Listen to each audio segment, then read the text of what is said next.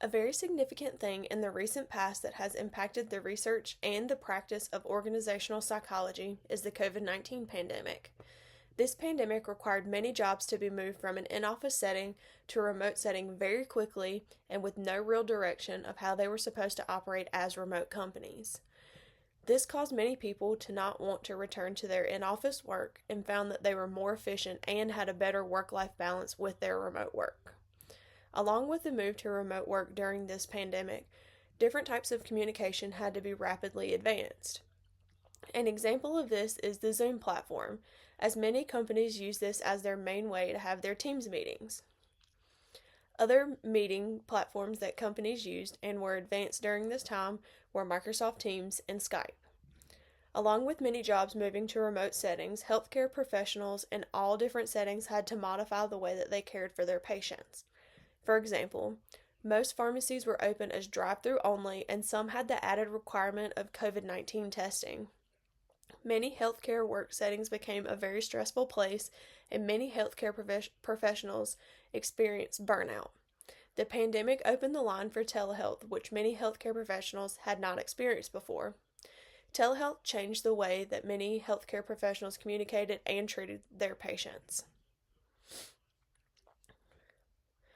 One way to expand the pool for qualified applicants is to assess the supply of labor for a position they're recruiting for. It is important to know if there is a variety of people actively looking for work similar to the particular position you're hiring for. If there's a wide variety of people searching for a position with the same responsibilities, the applicant pool opens up. A great event for opening a pool of applicants is a job fair. A job fair can be conducted in many settings, like a university or even at a convention center. Job fairs are free to the public and allow many different qualified individuals to ask about and to become interested in your company. This type of event opens up a line of networking that can lead to hiring candidates from the job fair or by word of mouth that your company is interested in hiring new candidates. Another great idea is to look within the company to see if there are any qualified candidates there. This is a cost-effective strategy for the company because there may only be a few new things that the internal hire would have to learn as opposed to having to train an outside hire from step one. One thing that I would discuss with the hiring manager to keep this new recruit is to make sure that they are discussing and setting their boundaries. Some people are comfortable with taking work calls and answering emails when they're at home, but some people feel as if this is invasion of their personal time and their privacy. Another aspect that I would discuss is seeing if the role this recruit was hired for has the ability to be a hybrid or remote role. Hybrid and remote roles can significantly reduce the work-family conflict by allowing the recruit to have a more flexible schedule. If this role is eligible to be hybrid or remote, it would be important for the hiring manager to discuss with the recruit about having a separate space for their work. Having a separate space for work if someone has a hybrid or a remote role is very important because when you're in that space, you know that you need to be concentrating on work, but outside of that space, it is still your home. The job description that I found was for a certified pharmacy technician for a local hospital through Indeed. The job description starts by giving a short overview of the job on what is expected within the role. The description then lists the responsibilities that are associated with the job, such as assisting other technicians throughout the day, mentoring new employees through their training, and communicating with others within and outside of the pharmacy.